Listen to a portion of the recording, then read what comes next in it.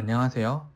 한국해양수산개발원 해외시장 분석센터 신진원 연구원입니다.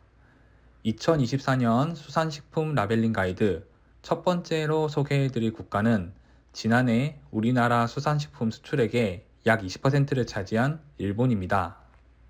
일본으로 수산물 수출을 앞두고 계신 우리나라 수출업체 분들의 많은 참고 부탁드립니다. 그럼 실제 일본에서 판매되는 수산식품의 라벨을 통해 알기 쉽게 일본의 라벨링 규정을 설명해 드리도록 하겠습니다. 우선 일본의 전반적인 수산식품 라벨링 요건을 먼저 살펴본 후 실제 일본에서 판매되는 제품의 라벨링 예시를 살펴보겠습니다. 그리고 마지막으로 일본으로 식품을 수출하기 위해 라벨을 표시하실 때 유의해야 하는 사항을 정리해 드리겠습니다. 먼저 수산식품 라벨에 포함되어야 하는 항목과 표시 방법을 말씀드리겠습니다. 일본으로 수출하는 수산가공식품에는 식품명, 성분 목록, 알레르기 유발 물질, 영양 성분 정보, 내용량, 소비 기한 및 상미 기한, 식품 사업자 정보, 보관 및 섭취 방법을 필수적으로 표시해야 합니다.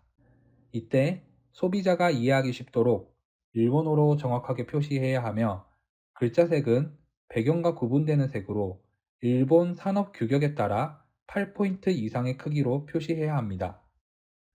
일본은 앞서 설명드린 라벨링 표시 항목에 대한 세부 표시 요건을 정하고 있는데요. 라벨링 항목 각각에 대해서는 다음 장에서 예시와 함께 살펴보겠습니다.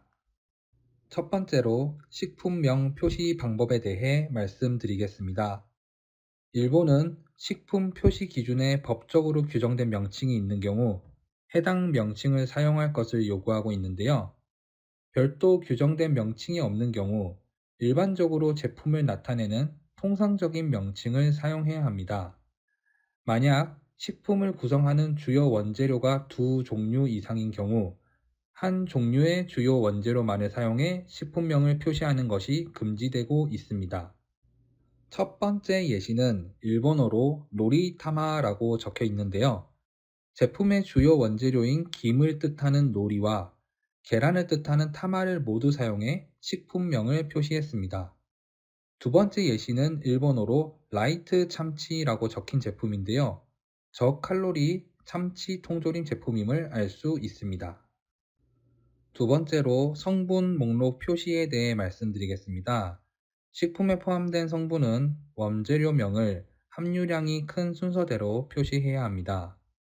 둘 이상의 재료로 구성된 복합 성분의 경우 복합 성분과 해당 복합 성분을 구성하는 원재료를 중량을 기준으로 괄호 안에 내림차순으로 표시해야 합니다. 다만 세 종류 이상의 재료로 구성된 복합 성분은 함량이 상위 3위 이하이고 구성 비율이 5% 미만일 때 기타로 표시할 수 있습니다.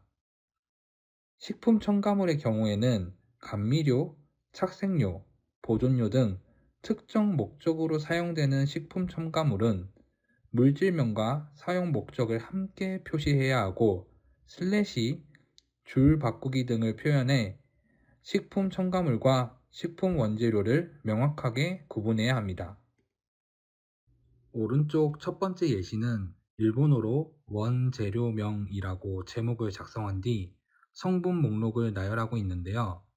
상단에 하이라이트 처리된 괄호는 복합 성분의 원재료로 복합 성분명을 명시하고 괄호 안에 해당 성분의 원재료를 다시 중량을 기준으로 내림차순 표시하고 있습니다. 아래 하이라이트 표시는 식품 첨가물을 표시한 것인데요. 슬래시를 이용해 식품 원재료와 첨가물을 명확하게 구분했고 사용 목적을 먼저 표시한 뒤 괄호 안에 첨가물명을 기재하는 방식으로 식품 첨가물을 표시했습니다. 두 번째 예시도 마찬가지인데요. 원재료를 함량 비율이 높은 순서대로 나열했고 슬래시 표시로 식품 첨가물과 식품 원재료를 구분한 뒤 괄호 안에는 식품 첨가물명을 슬래시 바로 뒤에는 해당 첨가물의 사용 목적을 표시했습니다. 다음으로 세 번째 표시 항목인 알레르기 유발 물질의 표시 요건에 대해 알아보겠습니다. 일본은 식품 알레르기 증상 유발이 인정되는 특정 원재료를 포함하고 있는 식품에 대해 알레르기 유발 물질의 함유 사실을 라벨에 표시할 것을 요구하고 있는데요. 특정 원재료는 총 8가지로 새우, 게, 밀, 메밀, 계란, 우유, 땅콩, 호두입니다. 특정 원재료를 포함하고 있는 식품은 무엇 무엇 포함 또는 무엇 무엇에서 유래 등의 문구로 알레르기 유발 물질의 함유 사실을 표시할 수 있습니다.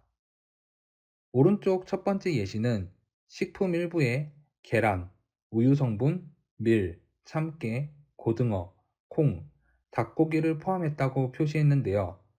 특정 원재료인 계란, 우유, 밀 외에도 참깨, 고등어, 콩, 닭고기 등 잠재적으로 알레르기를 유발할 수 있다고 여겨지는 성분에 대해서도 경고하고 있습니다.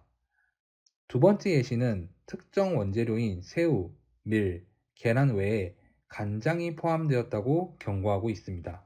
네 번째 표시 항목은 영양 성분입니다. 일본에서 유통 판매되는 식품은 열량과 단백질, 지질, 탄수화물, 나트륨 등 주요 영양 성분의 함량 정보를 필수적으로 표시해야 합니다. 또한 함량 표시는 식품의 1회 제공량, 100g 또는 100ml 등 식품 단위를 기준으로 영양 성분 함량을 표시해야 합니다. 다만 식품의 100g당 열량 또는 영양 성분 함량이 일본 식품 표시 기준에 명시된 함량에 미달하는 경우에 한해 함량 정보를 0으로 표시할 수 있습니다. 오른쪽 이미지 중 왼쪽 예시는 제품의 1회 제공량당 영양 성분 정보를 표시하고 있는데요. 열량과 단백질, 지질, 탄수화물, 식염 상당량으로 환산한 나트륨, 칼슘 함량 정보가 표시되어 있습니다. 오른쪽 예시 역시 1회 제공량을 기준으로 열량, 단백질, 지질, 탄수화물, 식염 상당량의 함량을 표시하고 있습니다. 여섯 번째 표시 항목은 소비 기한과 상미 기한입니다. 일본은 식품 라벨에 식품의 소비 기한과 상미 기한을 표시하도록 규정하고 있는데요. 시간 경과에 따라 품질이 급속도로 저하되어 부패의 우려가 있는 식품에는 소비 기한을, 그 밖의 식품은 상미 기한을 표시해야 합니다. 모든 기간의 표시는 연, 월, 일 순으로 표시해야 하며 상미 기한이 제조 가공 일자로부터 3개월 이후에 도래하는 경우에는 연, 월로도 표시가 가능합니다. 단, 이 경우에는 제조 가공 일자를 별도로 표시해야 합니다. 오른쪽 예시는 상미 기한을 표시하고 있는데요. 상미 기한이라고 제목을 표시하고 기한이 표시된 위치를 명시하고 있습니다. 이 제품의 경우 상미 기한이 2024년 4월 1일까지이며 연, 월, 일 순으로 표시한 것을 알 수 있습니다. 다음으로는 식품 사업자 정보의 표시 방법에 대해 알아보겠습니다. 일본은 식품에 책임이 있는 식품 제조업체나 수입업체 등의 이름과 주소를 라벨에 표시하도록 규정하고 있는데요. 수입식품의 경우 수입업체의 이름과 주소를 표시해야 하며 수입산 수상가공식품은 원산국명을 꼭 표시해야 합니다. 오른쪽 첫 번째 예시는 수입 수산가공식품의 라벨로 수입자의 이름과 주소 그리고 원산지가 표시된 것을 확인하실 수 있습니다. 원산지의 경우 일본어로 원산국명이라고 작성한 뒤 태국어로 제품의 원산지를 기재했습니다. 다음 예시의 경우 일본에서 제조한 제품으로 제조사의 이름과 주소를 표시하고 있습니다. 마지막으로 보관 및 섭취 방법 표시 요건에 대해 알아보겠습니다. 이 항목의 경우 제품 라벨에 필수적으로 표시해야 하는 항목은 아니며 식품 보존상의 유의사항이 있거나 제품을 취급하는 데 요구되는 사용상의 주의사항이 있는 경우에 한해 표시해야 합니다. 이 경우 식품의 특성에 따라 구체적이고 평이한 용어로 표시해야 하며 만약 상온에서 보관하는 것 이외에 별도 유의사항이 없는 경우 보관 방법의 표시를 생략할 수 있습니다. 오른쪽 첫 번째 예시는 직사광선 및 고온 다습한 곳을 피해 보관할 것을 명시하고 있고, 두 번째 예시는 영하 18도 이하의 온도에서 냉동 보관하고 해동 후 재냉동을 금지하고 있습니다. 지금까지 일본의 수산식품 라벨링 규정을 바탕으로 라벨링 필수 항목과 표시 방법을 설명드렸습니다. 그렇다면 일본에서 현재 유통되는 제품의 라벨을 통해 라벨링 요건이 실제로 어떻게 적용되는지 자세히 살펴보겠습니다. 화면에 보시는 사진은 현재 일본에서 판매되고 있는 정어리 구이 통조림 제품의 라벨링입니다. 라벨의 앞면과 뒷면에는 식품명부터 보관 및 섭취 방법까지 총 8개의 필수 표시 항목이 모두 표시되어 있습니다. 각 항목을 쉽게 살펴볼 수 있도록 각 항목이 표시된 위치에 번호를 달아두었습니다. 8개 항목이 구체적으로 어떤 방식으로 표시되어 있는지 함께 살펴보겠습니다. 첫 번째 라벨링 항목인 식품명은 정어리 구이로 제품 좌측 하단에 표시되어 있습니다. 두 번째 항목인 성분 목록은 우측 상단에 표시되어 있는데요. 원재료와 식품 첨가물을 슬래시로 모두 구분하여 표시하고 있으며, 이 제품의 경우 정어리, 설탕, 간장, 식염 등이 함유한 것으로 표시되어 있습니다. 알레르기 유발 물질은 성분 목록 아래 부분에 작성되어 있으며 일부 밀과 대두를 포함하고 있다고 기재하고 있습니다. 네 번째로 영양 성분 정보는 제품 우측 중앙 부분에 나타나 있는데요. 해당 제품은 1회 제공량인 60g을 기준으로 열량, 단백질, 지질, 탄수화물, 식염 상당량의 함량을 표시했습니다. 다음으로는 내용량 표시 예시를 살펴보겠습니다. 이 제품의 경우 우측 상단에 표시되어 있으며 고형물에 춘전액을 첨가한 제품인 관계로 내용량 대신 고형량 및 내용 총량이라는 단어를 사용하고 있습니다. 이 제품의 고형량은 60g, 내용 총량은 90g인 것을 확인하실 수 있습니다. 여섯 번째 표시 항목은 소비기한 및 상미기한입니다. 우측 상단에서 확인하실 수 있는데요. 상미기한 용어를 사용하고 있고 캔 하단에 기재되었다고 구체적인 표시 위치를 가리키고 있습니다. 캔 하단에 나타나 있는 기한은 2024년 4월 1일까지로 연, 월, 일순으로 표시된 것을 알 수 있습니다. 식품 사업자 정보 역시 우측 상단에서 확인하실 수 있습니다. 이 제품은 수입식품으로 제품 원산지와 수입업체의 이름, 주소를 표시하고 있습니다. 마지막으로 보관 및 섭취 방법은 우측 하단에서 확인하실 수 있습니다. 이 제품의 경우 섭취 후 남은 내용물은 다른 용기에 담아 냉장 보관하며 최대한 신속하게 섭취해야 한다고 식품 보관 시 유의사항을 전달하고 있습니다. 다음으로 살펴볼 제품은 참치 플레이크 통조림입니다. 해당 제품은 일본어로 표시되어 있으며 화면에 보시는 것처럼 식품명부터 보관 및 섭취 방법까지 필수 라벨 표시사항이 표시된 것을 확인할 수 있습니다. 제일 상단에는 제품명이 표시되어 있고 바로 아래에 성분 목록이 표시되어 있습니다. 이 제품의 경우 주요 원재료인 황다랑어의 원산지를 괄호 안에 별도 표시하고 있습니다. 알레르기 유발 물질의 경우 성분 목록 바로 옆에서 확인하실 수 있습니다. 영양 성분의 경우 오른쪽에 표 형태로 작성되어 있는데요. 1회 제공량인 80g당 열량, 단백질, 지질, 탄수화물, 식염 상당량의 함량을 빠짐없이 표시하고 있습니다. 내용량은 제품 중앙 부분에서 확인하실 수 있고 소비기한 및 상미기한은 제품 뚜껑에 별도로 기재했다고 표시하고 있습니다. 식품 사업자 정보는 제품 중앙 하단에 나타나 있는데요. 일본산 제품으로 제조사와 판매사 정보가 나타나 있습니다. 마지막으로 보관 및 섭취 방법은 제품 하단에 표시되어 있습니다. 마지막으로 구운 김 제품을 살펴보겠습니다. 해당 제품 역시 마찬가지로 앞서 소개해드린 주요 항목들이 일본어로 표시되어 있습니다.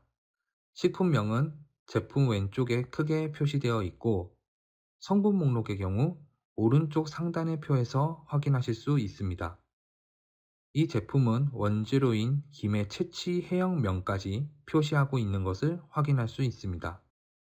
알레르기 유발 물질의 경우 제품 중앙 부분에 직접 포함되어 있지는 않으나 알레르기 유발 물질의 교차 위험을 경고하고 있습니다. 영양 성분은 제품 제일 하단에서 확인하실 수 있습니다. 이 제품 역시 1회 제공량을 기준으로 성분별 함량을 표시하고 있습니다. 내용량은 제품 상단의 표 안에서 확인하실 수 있고 제품 상미기한은 제품 상단 표 안에서 별도 표기하고 있다고 기재되어 있습니다. 식품 사업자 정보 역시 표 안에서 확인하실 수 있습니다. 마지막으로 보관 및 섭취 방법은 표 안에 나타나 있는데요. 개봉 전후의 보관 방법을 따로 설명하고 있습니다. 마지막으로 일본으로 수출하는 수산식품 라벨을 표시할 때 유의해야 할 사항을 정리해 드리겠습니다. 먼저 수산식품 라벨은 일본어로 표시해야 합니다. 이때 8포인트 이상의 글자로 표시해야 하며 표시 가능 면적이 150제곱cm 이하이거나 30제곱cm 이하인 뚜껑에 표시하는 경우에는 예외적으로 5.5포인트로 글자를 기재할 수 있습니다. 두 번째로 성분 목록을 작성할 때 식품 첨가물은 별도 표시란이나 슬래시 등을 사용해 식품 원재료와 명확하게 구분될 수 있도록 표시해야 합니다.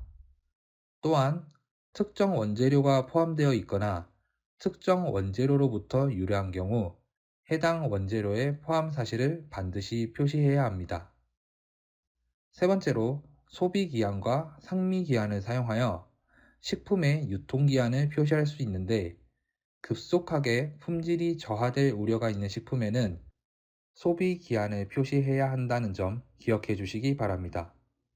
마지막으로 식품 보관 및 섭취 방법 표기 시 상온에서 보관 외에 별도 지침이 필요하지 않은 경우에는 표시를 생략할 수 있다는 점 확인하시기 바랍니다.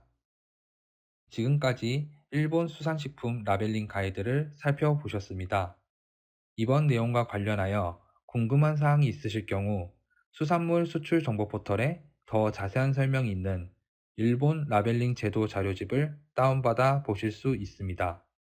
또한 수산물 수출에 애로사항이 있으신 경우 화면에 보이는 연락처 또는 이메일 주소로 문의하시면 친절하고 자세한 안내를 받으실 수 있습니다. 이상으로 일본 수산식품 라벨링 가이드 발표를 모두 마치도록 하겠습니다. 감사합니다.